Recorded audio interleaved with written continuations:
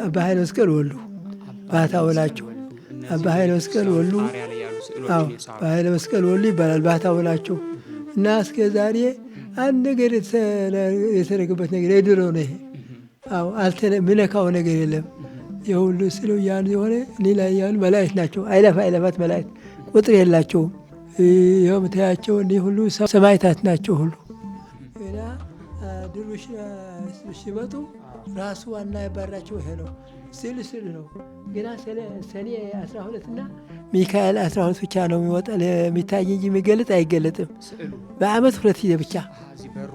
አዎ ህዳር 12 እና ቅዳሴ ተቀርጾ ማለት ተቆሞ ያው ሰኔ 12 ብቻ። አሁን ያሉት ሰኔ ተቆሞ ማህሌት ቅዳሴ ተቀርጾ ስንት ህዝብ እየመጣ እያየ ያው ይገለጣል። ሌላ ቀን አይገለጥም።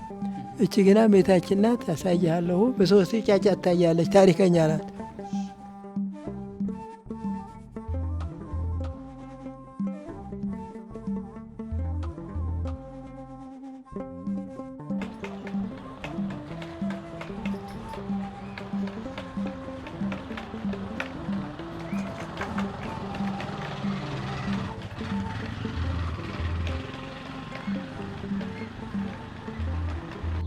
ሰላም እንዴት ናችሁ? የተከበራችሁ የቲዋይ2 ቻናል ቤተሰቦች፣ አዲስ ከሆናችሁም ወደ ቻናሉ እንኳን ደህና መጣችሁ እያልኩኝ ዛሬ ከጎንደር በድጋሜ ለየት ባለና የጎንደርን የመካከለኛው ዘመን ታሪክ በሚያስዳስስ ምርጥ ቪዲዮ ተገናኝተናል። ባለፈው ቪዲዮዬ ስለ ጎንደር አብያተ መንግስት ካስጎበኘዋችሁ በኋላ ከአብያተ መንግስቱ በተጨማሪ በጎንደር አብያተ መንግስት ሆነው በነገሱ የዘመኑ ነገስታት የተገነቡ እጹብ ድንቅ የሆኑ ቤተ ክርስቲያኖች በጎንደር እንደሚገኙ ነግሬያችሁ ነበረ። ዛሬ ታዲያ ከነዚህ ጥንታዊ በዓለም አቀፍ ደረጃ በስነ ህንፃ ጥበባቸውና በቤተ ክርስቲያኑ ግድግዳና ጣሪያ ላይ ባረፉ የስነ ስዕል ጥበብ ዓለም የተደነቀባቸው ከዚህም ተነስቶ የዓለም ሀብት ወይም ቅርስ ሆነው በዩኔስኮ የተመዘገቡ ጥንታዊ ለኢትዮጵያውያን የኦርቶዶክስ ተዋሕዶ ልጆች የእግዚአብሔር ቤት የሆነ የክርስቲያኖች ቤት ቦታን ነው የማስጎበኛችሁ። በዚህ ቪዲዮ የንግስተ አድባራት ደብረ ብርሃን ቅድስት ሥላሴ ቤተ ክርስቲያንን እንጎበኛለን። እስከ ቪዲዮው መጨረሻ አብራችሁኝ እንድትቆዩ ቪዲዮውን ላይክ፣ ሼር፣ ሰብስክራይብ፣ ኮሜንት በማድረግ ጀምሩ። አብረን እንሄዳለን። ቤተ ክርስቲያኑን አስጎበኛችኋለሁ። ከኔ ጋር ቆዩ። እንግዲህ በቀጥታ ወደ ቤተ ክርስቲያኑ ደርሰናል።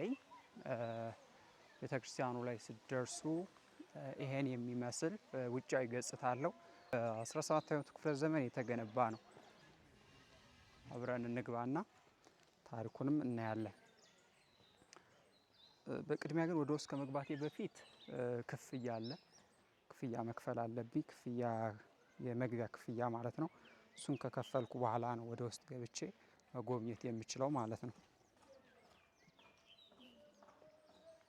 ወደ ውስጥ የሚያስገበኝን የመግቢያ ክፍያ ከፍዬ ትኬት አግኝቻለሁ። ከዛ ወደ ውስጥ ገብተን እንቀርጻለን ማለት ነው። አሳያችኋለሁ።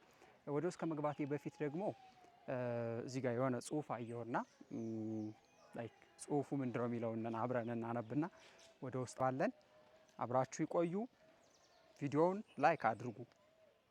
እንኳን ደህና መጡ። በጥንታዊቷ ጎንደር በ1674 ዓመተ ምህረት በንጉሠ ነገስቱ በአዲያም ሰገድ አጼ ኢያሱ ዘመነ መንግስት ተመስርቶ የተሰራው የንግስተ አድባር ደብረ ብርሃን ቅድስት ሥላሴ ቤተክርስቲያን በቤተ ክርስቲያኑ አጥር ግቢ ዙሪያ በአጠቃላይ እንደዚች አይነት ዱም ወይም ደግሞ ማማዎች አሉ። እነዚህ ማማዎች እንግዲህ በቁጥር 13 ናቸው። እንደዚህ አይነቶቹ 12 ናቸው። 12ቱ ምንን ትርጉም ይሰጣሉ? ስያሜያቸውስ ምንድነው የሚለውን አብሬ ወደ ውስጥ ከገባን በኋላ የማወራችሁ ነው የሚሆነው። ቤተክርስቲያኑ ዋና መግቢያ በር በዚህ መልክ የተሰራ ነው። ይሄ ነው 13ኛ ያልኳችሁ ማለት ነው። ከዚህ ጋር ነው 13ኛ ያልኳችሁ። በአጥር ግቢ ዙሪያ እንግዲህ ወደ ቤተ ክርስቲያኑ የምንገባበት ዋና መግቢያ በሩ ስታዩት እዚሁ ናችሁ የአንበሳ ምስል አለው። እንግዲህ ለምን በአንበሳ ምስል ተሰራ የሚል ጥያቄ ልንጠይቅ እንችላለን። እንግዲህ አንበሳ እንደምታውቁት በጫካ ውስጥ ያሉ የአራዊቶች ሁሉ አለቃ ነው። ቅድም እንደነገርኳችሁ ደግሞ እነዚህ ከዛ ፊት ለፊት የምታዩት ታወር ወይም ደግሞ ማማ 12 ናቸው። እንግዲህ እነዚህ 12ቱ በቤተ ክርስቲያኑ አጥር ግቢ ዙሪያ የሚገኙት የሚወክሉት ሐዋርያትን ነው ወይም ደግሞ 12ቱ ሐዋርያትን ነው። ይሄ እዚህ ጋር ደግሞ በአንበሳ ቅርጽ የምታዩት ደግሞ የሚወክልልን አንበሳን ነው። አንበሳ ደግሞ ማን ይወክላል? መድኃኒታችን ኢየሱስ ክርስቶስን፣ የመላእክት ሁሉ አለቃ፣ የሐዋርያት ሁሉ አለቃ፣ የፍጥረታት ሁሉ አለቃ ፈጣሪ የሆነውን መድኃኒታችን ኢየሱስ ክርስቶስን እንዲወክል በአንበሳ መልክ የተሰራ ወደ ቤተ ክርስቲያኑ የምንገባበት ዋና በር ነው ማለት ነው። ስለዚህ ከዚህ እንነሳና ወደ ቤተ ክርስቲያኑ ወደ ውስጥ ገብተን ቤተ ክርስቲያኑ ታሪኩን፣ በውስጡ ያለው ነገር ምን ይመስላል፣ አሁን ላይ ያለው ነገር ምንድን ነው የሚለውን ታሪካዊ ውስጥ ያደረገው ምንድን ነው የሚለውን ነገር እናወራለን። ወደ ውስጥ እንገባለን ማለት ነው። እንግዲህ ወደ ቤተ ክርስቲያኑ ስትገቡ ቤተ ክርስቲያኑ ከበር ላይ ሆናችሁ ይህን የሚመስል ቅርጽ አለው። እንግዲህ ዞር ዞር እያለን በአጠቃላይ ቤተ ክርስቲያኑ ዙሪያው ምን አለ የምታያቸው እጹብ ድንቅ የሆኑ ለዘመናት የቆዩ በአብዛኛው ጊዜ በኢትዮጵያ ኦርቶዶክስ ተዋሕዶ ቤተ ክርስቲያን ስንገባ የምናገኛቸው አትክልቶች ለምሳሌ እንደ ጽድ፣ ወይራ አሉ። አድባራት ደብረ ብርሃን ቅድስት ሥላሴ ቤተ ክርስቲያን ከበሩ እንደገባችሁ ይህን የሚመስል ቅርጽ አለው። ወደ ውስጥ ገብተን ደግሞ ወደ በኋላ ላይ ያሳያችኋለሁ። አሁን ግን በቅድሚያ ዞር ዞር እያልኩ አሳያችኋለሁ። በቅድሚያ ደግሞ የራሴን ጸሎት ማድረግ አለብኝ። ጸልዬ ተመልሼ እንገናኛለን። አብራችሁ ይቆዩ። ተሳለምኩኝ። ስለዚህ በቀጥታ ቪዲዮውን እንጀምራለን ማለት ነው። ስለዚህ ወደ ቤተ ክርስቲያኑ ውስጥ ገብቼ በቤተ ክርስቲያኑ ግድግዳና ጣሪያ ላይ የሚገኙትን አስደናቂ የሆኑ የ17ኛው መቶ ክፍለ ዘመን የስነ ስዕል ጥበብ ስራዎችንና ትርጉማቸውን ከማውራቴ በፊት ቤተ ክርስቲያኑን ከውጭ ምን ይመስላል የሚለውንና በቤተ ክርስቲያኑ ዙሪያ ያሉትን ነገሮች እያስቃኘኋችሁ እንዲሁም መናገር ያለብኝን ታሪክ እየተናገርኩ አሳያችሁና በዘበኛው ወደ ውስጥ ከፍቶልኝ እንገባለን። ስለዚህ አብራችሁ ይቆዩ። በድጋሚ ቪዲዮውን ላይክ በማድረግ ጀምሩ። እንግዲህ ቤተ ክርስቲያኑ የምታዩት ይህን የመሰለ በጣም ቤተ ክርስቲያኑ በተገነባበት ዘመን የተተከሉ በቤተ ክርስቲያን ውስጥ ሁሌ የምናገኛቸው የጽድና የወይራ ተክሎች ነው የሚገኙት። እስቡት እንግዲህ ይህ ቤተ ክርስቲያን በ17ኛው መቶ ክፍለ ዘመን በአዲያም ሰገድ ኢያሱ ዘመነ መንግስት በ1674 ዓመተ ምህረት ተመስርቶ የተገነባ ቤተ ክርስቲያን ነው። ያው ስንገባ እንደነገርኳችሁ ማለት ነው። እና ቤተ ክርስቲያኑን በምታዩበት ጊዜ ካሬ የሚመስል ቅርጽ ያለው ነው። እና ቤተ ክርስቲያኑ የተገነባበት የስትራክቸሩ ወይም ደግሞ የህንፃ ዲዛይን ቅርጹ የኖ መርከብን እንዲመስል ተደርጎ ነው የተሰራው። እና የምታዩት ነው። በጣም የሚገርም ነው። እስቡት እንግዲህ በ1674 ዓመተ ምህረት የተገነባ ቤተ ክርስቲያን ነው። እስከ ዛሬ ግን ንቅንቅ ሳይል ልክ በተሰራበት ዘመን ያለውንን ጥንካሬና ያንን ገጽታውን በጠበቀ መልኩ እስከ ዛሬቱ ዕለት እስከ 2018 ዓመተ ምህረት ድረስ ይህን በሚመስል መልኩ ታገኙታላችሁ። እና ይሄ ቤተ ክርስቲያን እጅግ በጣም ታሪካዊ የሚያደርገው አንደኛ የጎንደርን የስነ ህንፃ ጥበብ አጉልቶ የሚያሳይ ነው። ቤተ ክርስቲያኑ ስታዩት የተሰራበት አሰራር ጥበብ ከጎንደር አብያተ መንግስታት ወይም ደግሞ የፋሲል ግንብ ብለን የምንጠራውን የስነ ህንፃ ጥበብ ተከትሎ የተሰራ ነው። በባለፈው ቪዲዮ ላይ እንግዲህ የጎንደር አብያተ መንግስት ወይም ደግሞ ፋሲል ግቢን ሳስጎበኛችሁ አዲያም ሰገድ ኢያሱ ያስገነባውን የራሱን ቤተ መንግስት አይተናል አይደለ?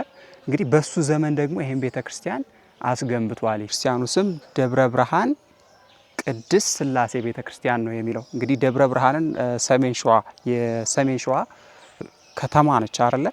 ምንድነው የሚባለው በታሪክ አዲያም ሰገድ ኢያሱ በዘመኑ እችን ቤተ ክርስቲያን የማስገንባት ሀሳብን ባሰበበት ጊዜ ልክ እንደ ኢያሪኮ በጣም አሳምሮ የመስራት እቅድና በአክሱም ጽዮን የምትገኘውን የጽዮን ጽላት ጽላተ ሙሴን አምጦ በቤተ ክርስቲያኑ የማስገባት ፍላጎት ነበረው ይባላል። ነገር ግን ያ ባለመሳካቱ ወደ ሸዋ ሂዶ በደብረ ብርሃን የምትገኘውን የስላሴ ጽላት ወይም ደግሞ ታቦት ከደብረ ብርሃን ወደ ጎንደር ቤተ ክርስቲያን አምጧል። ወይም ደግሞ እሱ ወደ አሰራው ቤተ ክርስቲያን ጽላቱን ከደብረ ብርሃን ያመጣውና ኢብን ደብረ ብርሃን የሚለው ስያሜ የተወሰደው ከደብረ ብርሃን ከተማ ነው። ደብረ ብርሃን ስላሴ የሚባል በደብረ ብርሃንም የሚገኝ ቤተ ክርስቲያን ስለነበረ ማለት ነውና ምን ይባላል እንግዲህ በታሪክ ስሙን የቤተ ክርስቲያኑን ደብረ ብርሃን የሚለውን ስያሜ ለማግኘት ኮፒራይት ምንለው አለ አይደል? በዚህ ዘመን ለምሳሌ የአንድን ስራ ወይም ደግሞ የአንድን ስያሜ ተጠቅመን የሆነ ነገር ለመስራት ብንፈልግ ለዛ ስያሜ ላይሰንሱን ለማግኘት የስም ስያሜውን ህጋዊ ለማድረግ ምን ከፍለው ክፍያ አለ አይደል?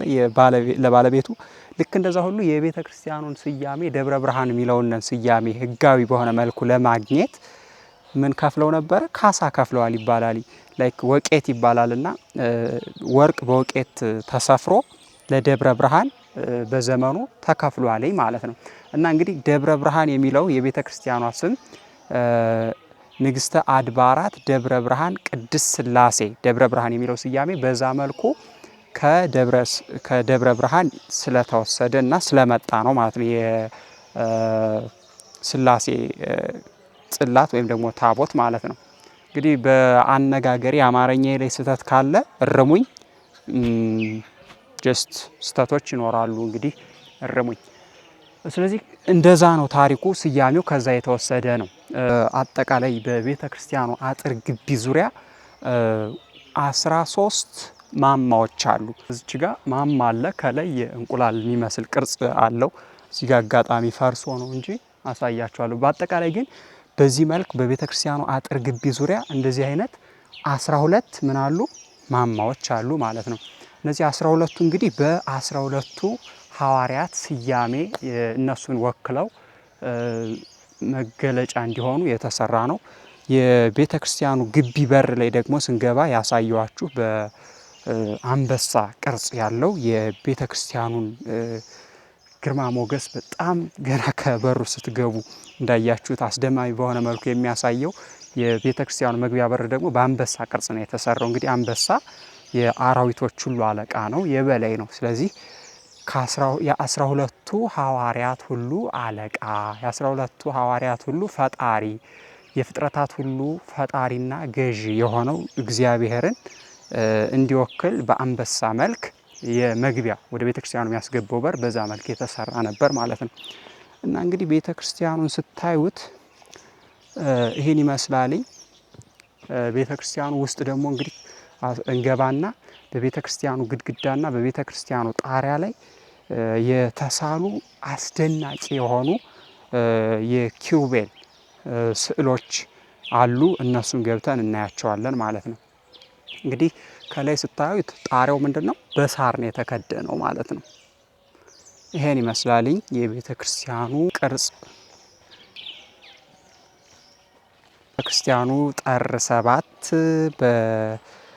በአዲያም ሰገድ ኢያሱ ዘመነ መንግስት ተገንብቶ አልቆ ጽላቱ ከደብረ ብርሃን መጥቶ ወደ ቤተ ክርስቲያኑ ጽላቱ እንዲገባ ዓመታዊ በዓሉ ተከብሮ በጥር 7 ነበር ይባላል። የቤተ ክርስቲያኑ ጽላት ወደ ቤተ ክርስቲያኑ የገባውና አዲያም ሰገድ ኢያሱ በወቅቱ ቤተ ክርስቲያኑ ተገንብቶ በሚያምር ሁኔታ ቅዳሴ ተካሂዶ ቄሶች፣ ካህናት ዑደት አድርገው በጣም በእልልታ የታጀበ ምስጋና ለእግዚአብሔር እያቀረቡ በነበረበት ሰዓት ከህዝቡ ጋር አብሮ ተገንቶ ነበረ አዲያም ሰገድ ኢያሱ ማለት ነው። እንግዲህ እሱም አይደለ ዋናው ቤተክርስቲያኗ እንድትገነባ ያደረገ።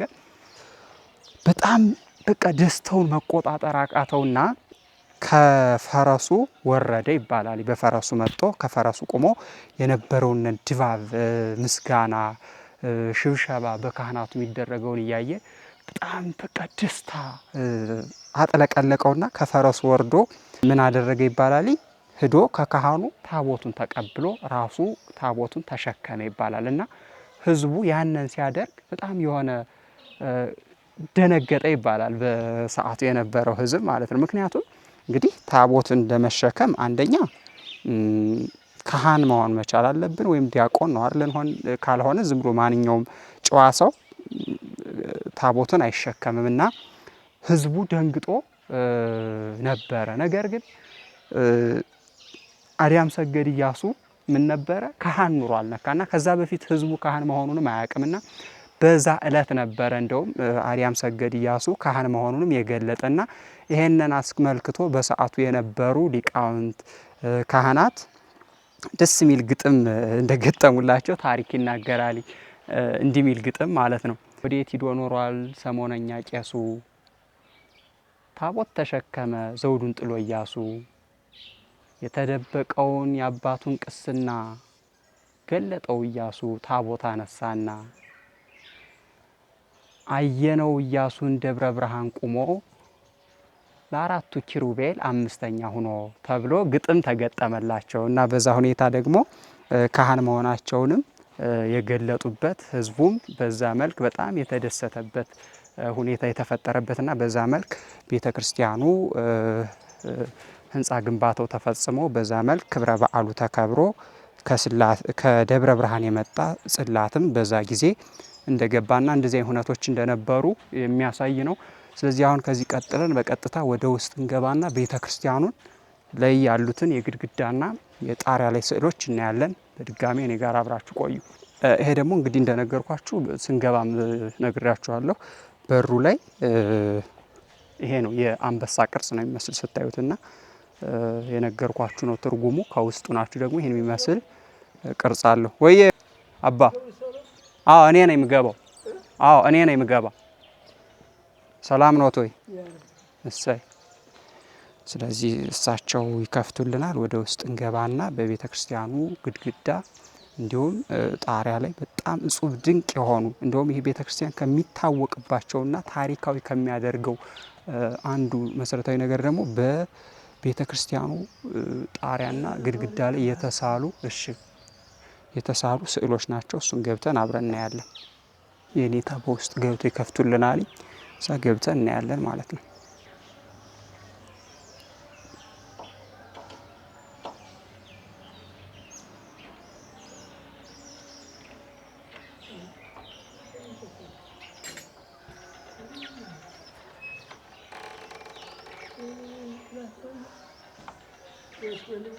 እሺ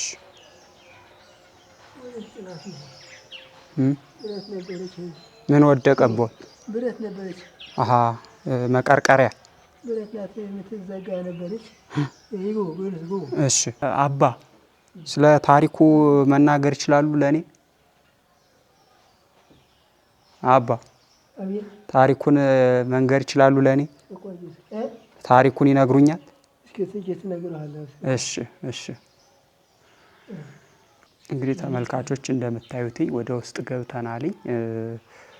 ይሄ እንግዲህ በጣም የነገርኳችሁ በ17ኛው መቶ ክፍለ ዘመን የተሳለ በአጠቃላይ የቤተ ክርስቲያንን ታሪክ እንዲሁም የመጽሐፍ ቅዱስን ታሪክ በስዕል መልክ እሺ ይቆዩ የሰሩት አፄ አርያም ሰገድ ኢያሱ በ1674 ነው የተሰራ።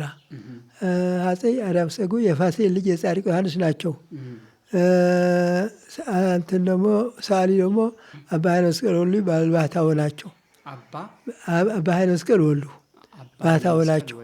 አባ ኃይለ መስቀል ወሉ አባ ኃይለ መስቀል ወሉ ይባላል። ባታው ናቸው እና እስከ ዛሬ አንድ ነገር የተደረገበት ነገር የድሮ ነው። ይሄ አዎ ምነካው ነገር የለም እና ይኸው እስከ ዛሬ አንድ ነገር ምንም አይነካም። ይሄ ቅኔ ማህሌት ነው። ይሄ ያ ቅድስት ነው። የሚቆሩ ሰው ይገባበታል። መቅደሱ ወዲያ ሶስተኛ ነው ያለ። የሁለት ስለው ያን የሆነ ሌላ ያሉ መላእክት ናቸው። አይለፋት መላእክት ቁጥር የላቸውም። እነዚህ ድሮሾቹ አብያተ ክርስቲያን እያቃጠሉ መጥቶ ከዚህ ደርሶ ራሳቸው ነጭ መስሎ ነድፎ መለሳቸው። ያላ ከሌሎ ተወርሰው ሄዱ። ሰዳኖች ናቸው እንትን ማለት ናቸው። ድሮሾች ማለት ሰዳኖች ናቸው። እና የሁላቸው የሆነው ይኸው ምታያቸው እኒህ ሁሉ ሰማዕታት ናቸው። እነዚህ ባለፈረስ ሁሉ ሰማዕታት ናቸው። እኒህ ባለፈረሶች ሁሉ ሰማዕታት ናቸው። ሁሉ ይኸው ቂርቆስ ሲባል ሕፃን ነው። እናቱ የልጣ ሲያስተምር ለምን ያለ ሃይማኖታችሁ ታስተምራል ብሎ ወደ እሳት አስገብታቸው ቅዱስ ገብርኤል ያወጣቸው ናቸው። ይህ ደግሞ አባታችን ናቸው። አቡነ ገብረ ቅዱስ ናቸው። እና አልፎ አልፎ ነው የምነግርህ። ይሄ የምጽአት ጊዜ ነው። የምጽአት ጊዜ ማለት እቺ ምጽአት ማያውቃት የለም። ይኸውልህ ሙታኖች ናቸው የተንቀሳቀሱት ለመነሳት ነው እዚህ ያሉ። ይኸው ደግሞ ይኸውልህ ማትያስ ይባላል ሐዋርያ ነው። ሲያስተምር ለምን ያለ ሃይማኖታችሁ ታስተምራላችሁ ብሎ አስሮት ያሉ ማትያስ ይባላል ሐዋርያ ነው። ይሄ ደግሞ እርገቱ ነው። ይኸውልህ መላእክት ናቸው የሚያስታርጉት ያሉ የባለ ክንፍ ያሉ መላእክት ናቸው። አይርጉ መላእክት በእልልታ በይባቤ ወደ ሰማይ እያሳርጉት ያሉና ይሄ ነው። አመሰግናለሁ አባዬ። እግዚአብሔር ይስጥልኝ። የምችለውን ነገር ልናገርና ስወጣ እርስዎን አገኘዎታለሁ። እሺ አገኘዎታለሁ። እዚሁ አሉ አብረውኝ እኔ ጋር አብረው እዚሁ አሉ ይቆያሉ። እኔ ዛሬ ያለሁ አሁን። እሺ በቃ የት ነው የምትሄደው? እዚሁ ነኝ አለሁ። ይሄን ላሳያቸውና ጥሩ አድርጌ ሰው አለ? አይ ብቻዬን ነኝ። ብቻ ነው? አዎ። ከዛ እርስዎን ውጭ ስወጣ አገኘዎታለሁ። እዚህ ነው ያለሁ። ሳልዘጋል ወጣ። እሺ አባዬ። ሳልዘጋል ወጣ። የስማ አድርገው ያዘው ወደኋላ። አቺ ላሳይ ቤታችን አለች። እሺ እንደዚህ ይዘው ያሳዩ። ይሄ ቅዱስ ሚካኤል ነው የሚባል ይሁን እና ድሩሽ ሲመጡ ራሱ ዋና ያባራቸው ይሄ ነው። ስል ነው ግና ሰኔ 12 እና ሚካኤል 12 ብቻ ነው የሚወጣ የሚታይ እንጂ የሚገለጥ አይገለጥም። በአመት 2 ጊዜ ብቻ እዚህ በሩ ላይ። አዎ ህዳር 12 እና ቅዳሴ ተቀድሶ ማለት ተቆሞ ያው ሰኔ 12 ብቻ አሁን እዚያ ያለው ሰኔ ተቆሞ ማህሌት ቅዳሴ ተቀድሶ ስንት ህዝብ እየመጣ እያየ ያው ይገለጣል። ሌላ ቀን አይገለጥም። እቺ ግና እመቤታችን ናት። አሳይሃለሁ። በሶስት ጫጫ ታያለች። ታሪከኛ ናት እመቤታችንና ያለሳ ወደ መንግስተ ሰማያት መግባት አይቻልም።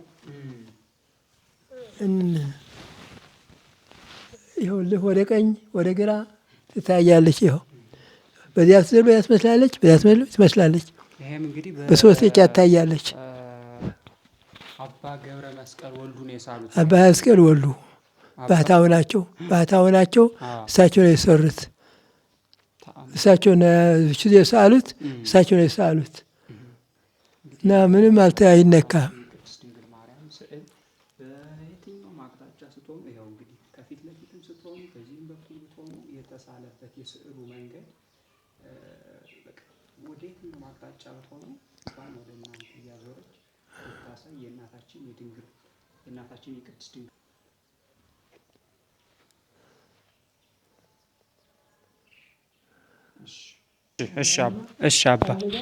እሺ አባ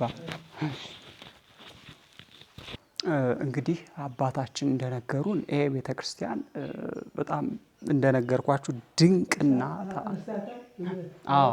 አንስቻታለሁ። እሺ ባል ይመልሱ ብለው ድንግል ማርያምን ስዕል እና እንደነገርኳችሁ ቤተክርስቲያኑ እጅግ በጣም እጹብ ድንቅና በታሪክ እንዲሁም በዓለም አቀፍ ቅርስነት እንዲመዘገብ ካደረጉት መሰረታዊ ነገሮች ውስጥ አንዱ በቤተ ክርስቲያኑ ግድግዳ ላይ እነዚህ የምታዩቸው እጹብ ድንቅ የሆኑ የአእላፍ መላእክታን እንዲሁም የኪሩቤል በመጽሐፍ ቅዱስ ውስጥ የመጽሐፍ ቅዱስን ታሪክ በአጠቃላይ የኢየሱስ ክርስቶስን ውልደት፣ አጠማመቅ፣ እድገት እና ስቅላቱን ከዛም ደግሞ መድኃኒታችን ኢየሱስ ክርስቶስ ሞትን ድል አድርጎ ሲነሳ በስዕል መልክ መጽሐፍ ቅዱስ ውስጥ ያለን የእግዚአብሔርን ቃል የሚዘክር ስዕል ነው ማለት ነው። ይሄ በአጠቃላይ በቤተ ክርስቲያኑ ውስጥ የምናያቸው የግድግዳና የጣሪያ ላይ ስዕሎች እንግዲህ ለማሳየት ልሞክር። ያው እንግዲህ ጣሪያው ላይ ይሄ የምታያቸው ስዕሎች በአጠቃላይ ስዕሎቹ በጣም በዘመኑ የነበረውን የጎንደር የስነ ስዕል ደረጃና ምን ያህል ትልቅ ሰዓሊያን እንደነበሩ አባታችን እንደነገሩ እነዚህ ጋር እንግዲህ እነዚህን ስዕሎች በዛ ዘመን ቤተክርስቲያኑ በሚገነባበት ዘመን የሳሏቸው ይሁት።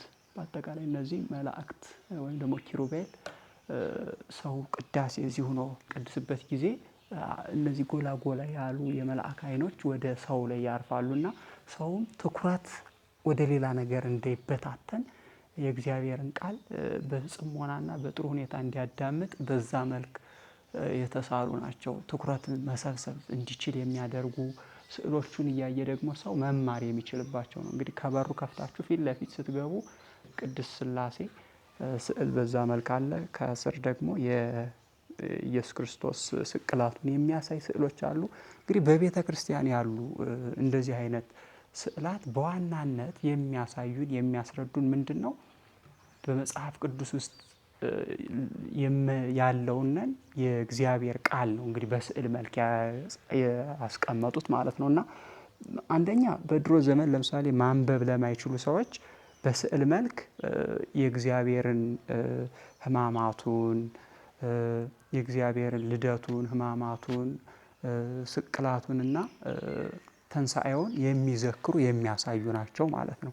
እና አንዳንዴ የማያውቁ ሰዎች ዝም ብለው ይሄንን ለስዕል ትሰግዳላችሁ ምናምን እያሉ ማይሆን ነገር ሲሉ እንሰማለን። እና የነዚህ ስዕል አድኖ ወይም ደግሞ እነዚህ የምናያቸው ስዕሎች ዋና ዓላማቸውና ትርጉሙ ያን ነው ማለት ነው። ሌላው እንግዲህ ቤተ ክርስቲያን ውስጥ ከምናውቃቸው ነገሮች እንደዚህ አይነት ንዋየ ቅድሳት አለ፣ ከበሮ አለ፣ ጽናጽል አለ፣ እንዲሁም መቋሚያ አለ። እና እያንዳንዱ የቤተ ክርስቲያን ንዋየ ቅድሳት ደግሞ የራሳቸው የሆነ ትርጉም አላቸው። አባ ስለዚህ አሁን ለምሳሌ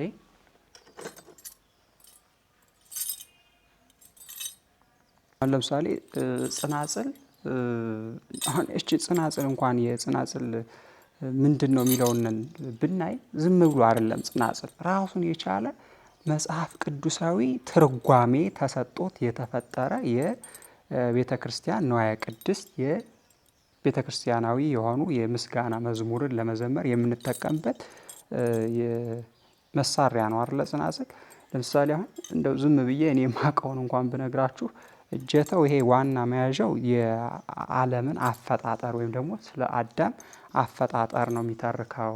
እነዚህ ሁለቱ የምታዩቸው ሹል የሆኑ አቅፈው የያዙትኝ መጨረሻ ላይ እንደዚህ አይነት መጨረሻቸው ላይ ደግሞ እንደዚህ የሾለ የጦር ምልክት አለ። እንግዲህ መድኃኒታችን ኢየሱስ ክርስቶስ የተወጋበት ጦር ነው ወይም ደግሞ ጎኑ የተወጋበት ጦርን ያመለክታል። እዚች ጋር ደግሞ እንግዲህ መስቀል አለች የምታዩት ከሆነች መስቀሏ ደግሞ ላይ እግዚአብሔርን ነው የምታመለክተው ወይም ደግሞ ኢየሱስ ክርስቶስን ነው ማለት ነው።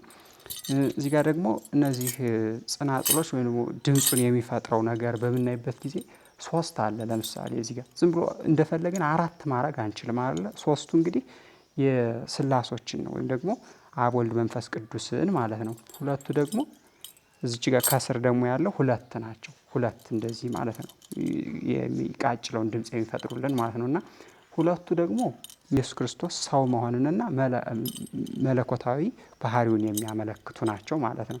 እነዚህ መሰላሎቹ ደግሞ ወይም ደግሞ እነዚህ የሚቃጭሉት የሚቀመጡባቸው ደግሞ መሰላሉ ነው። እንግዲህ መላእክት ከገነት ወደ ምድር የሚመላለሱበትን የሚያመለክት ነው ማለት ነው። ሌላው ለምሳሌ እንደዚህ እያደረግን ነው አይደል እንትን የምንለው ይሄ ምንን ያመለክታል? ኢየሱስ ክርስቶስ ከገሊላ ወደ ኢየሩሳሌም መላእክታን ከገነት ወደ ምድር በእግዚአብሔር ዘንድ እየታዘዙ የሚያደርጉትን መልእክት ሲያስተላልፉ የሚያደርጉትን እንቅስቃሴ የሚወክል ነው። ኢየሱስ ክርስቶስ እንግዲህ ከገሊላ ወደ ኢየሩሳሌም እየሄደ ሲያስተምር ያን እንደዚህ እያደረግን ሙቭመንታችን ወይም ደግሞ እንቅስቃሴያችን ያን ሁሉ ያመለክታል። እንደው ማለት እኔ እንኳን ብዙም አገላለጼም ምልበት መንገድም ትክክል ላይሆን ይችላል። ግን እዚህ ጋር ደግሞ ለምሳሌ መቋሚያውን በምታዩበት ጊዜ መቋሚያም ዝም ብሎ አይደለም፣ ትርጉም አለው። አሁን ይሄ የበግ ቀንድን ነው የሚያመለክተው። አብርሃም ልጁን ለመስዋዕትነት እንዲያቀርብ በተጠየቀበት ጊዜ እንደገና መልአክ መጥቶ ለመስዋዕት በልጁ ምትክ በይስሐቅ ምትክ ለመስዋዕትነት የሚሆነውን በግ አቅርቦለት ነበር አይደለ? ስለዚህ ይሄ የዛንን ታሪክ የሚገልጽ ነው። ቅዳሴ ሲደረግ እንደዚህ ነው አይደለ? ሙቭመንቱ ወይም ደግሞ እንቅስቃሴዎቹ እሱ ሁሉ ዝም ብሎ አይደለም። እነ ቅዱስ ያሬድ እንግዲህ እነዚህን ነገሮች ሲፈጥሯቸው ሲያቀርቧቸው ዝም ብሎ በሰዋዊ አስተሳሰብ ብቻ ሳይሆን እግዚአብሔር ተገልጦላቸው በመንፈስ ቅዱስ በዛ መልክ እያንዳንዱ ንዋየ ቅድሳት ትርጉም እንዲሰጥ አድርገው የፈጠሩትና የሰሩልን ሀብታችንም ልንለው እንችላለን የቤተ ክርስቲያን ንዋየ ቅድሳት ናቸው። ከበሮን ከበሮ ራሱ የራሱን የቻለ ትርጉም አለውና አንዳንድ ሰዎች ዝም ብለው ሳያውቁ አንዳንድ ሲያበላሹ እናያለን እና አውቀን ብናረግ ጥሩ ነው ብዬ አስባለሁኝ። ለዛም ነው አሁን ለምሳሌ እነዚህ የምታያቸው ቤተክርስቲያን የምትጠቀምባቸው የምስጋና መዝሙር ማቅረቢያ መሳሪያዎች ወይም ማቀነባበሪያዎች ከዚህ ዓለማዊ ከምንለው ለምሳሌ ከጊታር ከኪቦርድ ስፔሻሊ በፕሮቴስታንቱ ዓለም ከተለመደው የተለየ ነው የኢትዮጵያ ኦርቶዶክስ ተዋሕዶ ቤተክርስቲያን የምትጠቀምበት። ምክንያቱም እነዚህ ንዋየ ቅድሳት ቤተክርስቲያን የምትጠቀምባቸው እያንዳንዱ ራሱን የቻለ መጽሐፍ ቅዱሳዊ ትርጉምና ያንን መሰረት ያደረገ ትርጉም ተሰጥቶት የተፈጠሩ ስለሆነ ነው። የሚሰጡትም ሴንስ ወይም ደግሞ ስሜት ራሱን የቻለ የተለየ ነው። በጣም መንፈሳዊ ነው። በዛ መልክ የረቀቀ ስለሆነ ማለት ነውና ለዛ ነው የኢትዮጵያ ኦርቶዶክስ ተዋሕዶ ቤተክርስቲያን ይሄ ዓለማዊ ሙዚቃ የሚጠቀምበትን በቤተክርስቲያን ለምስጋና የሚቀርቡ መዝሙሮችን ለማዘጋጀት የማትጠቀመው ለምሳሌ እንደ ጊታር ምናምን መሰል ዘመናዊ የሙዚቃ መሳሪያዎችን ማለት ነው።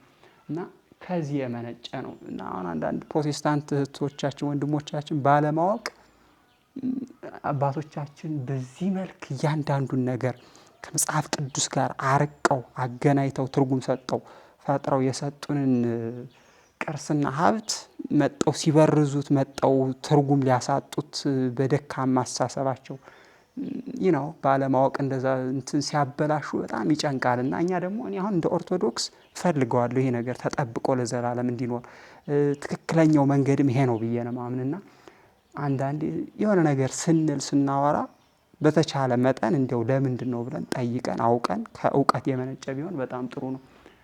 እንግዲህ በዚህ ዘመን ድክመታችንን እናውቃለንና ይሄ እንግዲህ በ17ኛው መቶ ክፍለ ዘመን ባህታውያን አባታችን አቡነ አባ መስቀል ወልዱ የተባሉ የሳሉት ስዕል ነው። እንግዲህ ተመልከቱ ይሄን ስዕል እንግዲህ በዚህ ዘመን ስለነው ማለት እኔ ከሚደንቀኝ ነገር እኔ ደካማ ነኝ በደንብ እየገለጽኩት ላይሆን ይችላል። ነገር ግን ራሳችሁ የምታዩት ነው። አሁን ይሄ በ17ኛው መቶ ክፍለ ዘመን ተስሎ እስከ ዛሬቱ ዕለት በዚህ መልክ ደምቆ የሚታይ ስዕል ነው ያለ። እንግዲህ እዚህ ቤተክርስቲያን ስትመጡ ምን አይነት ቀለምስ ተጠቀሙ በዛ ዘመን? ቀለሙንስ ለመቀመም ምን አደረጉ ብለን ስንጠይቅ እንዴት አይነት ጠበብትና እውነት በመንፈስ ቅዱስ የሚመሩ ጥበብ የተገለጠላቸው ሰዎች አባቶች እንደነበሩ ነው የሚያሳይና የእነዚህን ታላላቅ አባቶቻችንን ታሪክ ስራ መርምረን እንደነሱ ለመሆን ከመሞከር ይልቅ የእነሱን ስራ ማቃለል እንደው ዝም ብሎ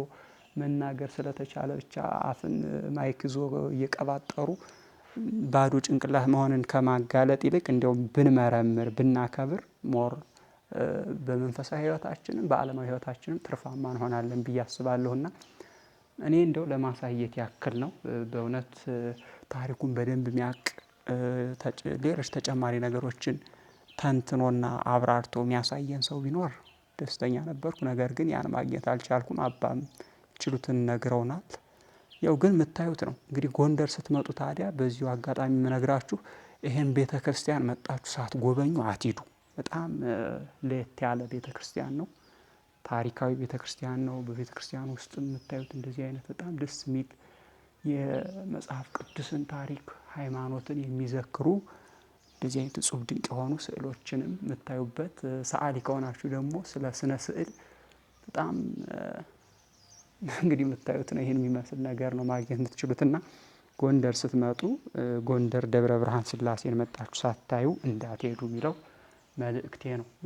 የማንኛውም ሃይማኖት ተከታይ ልትሆኑ ትችላላችሁ። ግዴታ ኦርቶዶክስ ተዋሕዶ ክርስትና እምነት ተከታይ መሆን አይጠበቅባችሁም። የኢትዮጵያ ሀብት ነው።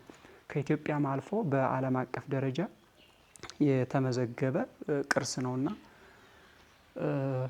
ማንኛውም ኢትዮጵያዊ መጥቶ ሊጎበኘው ምርምር ሊያደርግበት የሚችል ያለ ቅርስ ነው ማለት ነው። ይህን ይመስላል እንግዲህ እንደምታዩት ነው ያሉ የግድግዳ ስዕሎች። በጣም እጹብ ድንቅ እኮ ነው።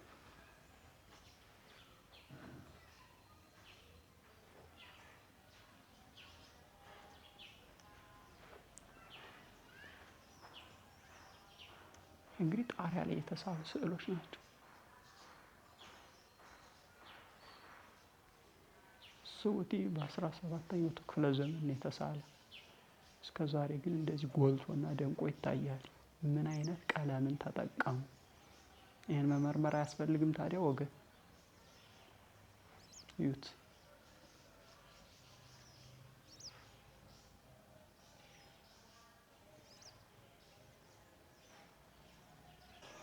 እንግዲህ ቤተ ክርስቲያኑ ደግሞ በአጠቃላይ 11 በሮች አሉት።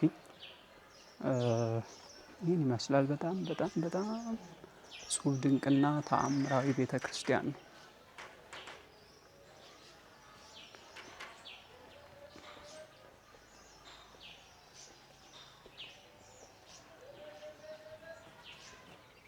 አስራ አንድ እንደዚህ አይነት መግቢያ ዋና ዋና በሮች አሉት።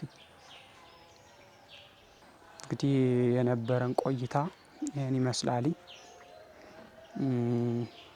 ከዚህ ቀጥሎ ምንም ምለው ነገር የለኝም። ነገር ግን እንደው እዚህ ጎንደር ካለው በጣም ካሉ ታሪካዊና በጣም እጹብ ድንቅ የአምልኮ ቦታ ከመሆን በተጨማሪ በዓለም ደረጃ ደግሞ በዩኔስኮ የዓለም ሀብት ተብሎ የተመዘገበ ቅርስ ነው በዩኔስኮ።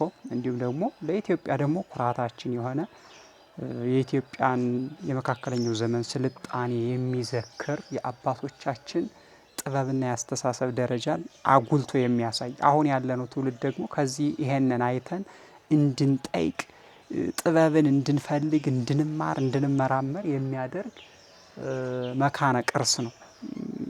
ለኛ ቤታችን ነው። የእግዚአብሔር ማደሪያው የሆነ የክርስቲያኖች ቤት ነው እንደ ኦርቶዶክስ ተዋህዶ አማኝ። እንደ ኢትዮጵያዊ ደግሞ ሀብታችን ነው፣ ቅርሳችን ነው እና ጎንደር ስትመጡ ማንኛውም ሰው መጥቶ ሊያየው ይገባል ብዬ ሪከመንድ ከማደርገው ወይም ደግሞ ከምነግራችሁ ቦታ ውስጥ አንዱ ነው። ማን? ንግስተ አድባራት ደብረ ብርሃን ቅድስት ሥላሴ ቤተ ክርስቲያን ማለት ነው። እና ጎንደር ስትመጡ ይሄን መጎብኘታችሁን አትርሱ። አማኝ ለአማኝ ወይም ደግሞ ለኦርቶዶክስ ተዋህዶ ልጆች በረከት የምታገኙበት የእግዚአብሔር መንፈስ ያለበት በጣም የተቀደሰ ቦታ ነው።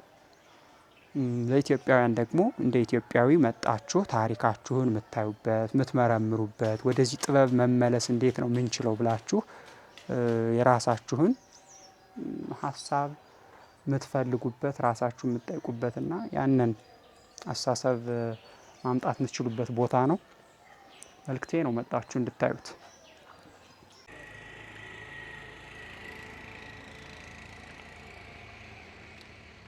እንግዲህ ከደብረ ብርሃን ሥላሴ ቆይታችን ተመልሰን ወደ ከተማ እንሄዳለን። የደብረ ብርሃን ሥላሴ ቤተክርስቲያን ባይዘይ የተወሰነ ከከተማው ትንሽዬ ላይ ከፒያሳ ወጣ ብሎ ነው የሚገኘው። ከዚህ በኩል ሆናችሁ አይታይም እንጂ ለእኔ አሁን ለምሳሌ የአጼ ፋሲል ግቢ ይታየኛል። ስለዚህ በንግስተ አድባር ደብረ ብርሃን ቅድስት ሥላሴ ቤተ ክርስቲያን የነበረን ቆይታ ይህን ይመስላል። የዚህ ቪዲዮ ዋና ዓላማ ቤተ ክርስቲያኑን ማስጎብኘትና በተመለከታችሁት መልኩ የተወሰነም ቢሆን በጥቂቱ ማስቃኘት ነበረ። ከዚህ በኋላ ምንም የተለየ ማሳያችሁ ነገር ስለማይኖር በሌላ ቪዲዮ እስክንገናኝ በሰላም ቆዩ። ወዳችኋለሁ። ቻው። በሌላ ቪዲዮ እንገናኛለን። እንዴት ነህ? ሰላም ነው? ከልጁ ጋር እኔ እቀጥላለሁ። እናንተ ጋር በሌላ ቪዲዮ እንገናኛለን።